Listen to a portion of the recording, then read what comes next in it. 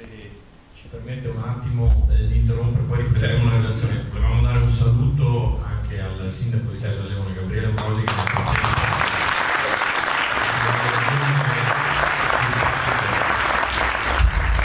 sindaco che abbiamo già ampiamente ringraziato in sua assenza per aver ospitato la serata e che abbiamo anche, come dire, è stato anche già ampiamente, buonasera sindaco, responsabilizzato, no, a proseguire nell'attenzione e l'interesse verso questi temi. Se vuol dire due parole, poi proseguiamo con il professore certamente, lo lasciamo concludere.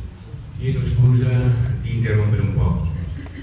Sarei rimasto ben volentieri ad ascoltare, purtroppo impegni amministrativi mi tengono a 100 metri di distanza, ma il mio cuore era qua con voi, perché, come ho detto Sanguinetto, lo scopo principale, la missione principale, l'impegno principale di un sindaco è quello di tutelare la salute dei suoi cittadini.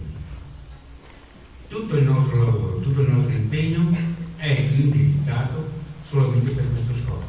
Non ha senso fare strade, fare autostrade, fare delle cose stupende se poi attraverso queste opere io danneggio anche minimamente la salute dei miei cittadini.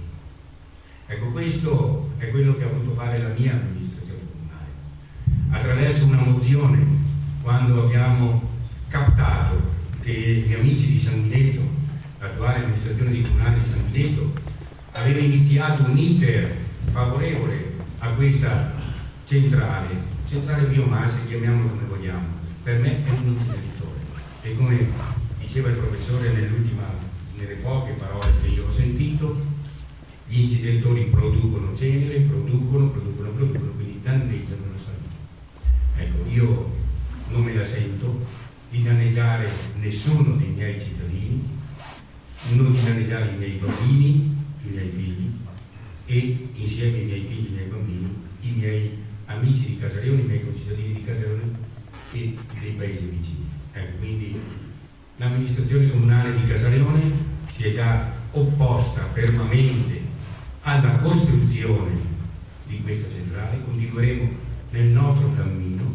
Ci sono soluzioni alternative che devono essere discusse, ragionate insieme, soluzioni alternative, perché dobbiamo trovare le soluzioni. Scusate per la ripetizione, il professore mi avrebbe già bocciato all'università. Si possono trovare delle soluzioni per i problemi dell'energia, ma questo non è la soluzione. Questa non è la soluzione. Ecco, vi ringrazio di essere intervenuti così numerosi, fa onore a Casalleone e all'intero territorio. Confrontiamoci, perché solamente attraverso il confronto, non per presa posizione così perché io dico no, io dico sì, io dico no, solamente attraverso il confronto potremo fare delle scelte coerenti, delle scelte nell'interesse dei nostri concittadini. Grazie.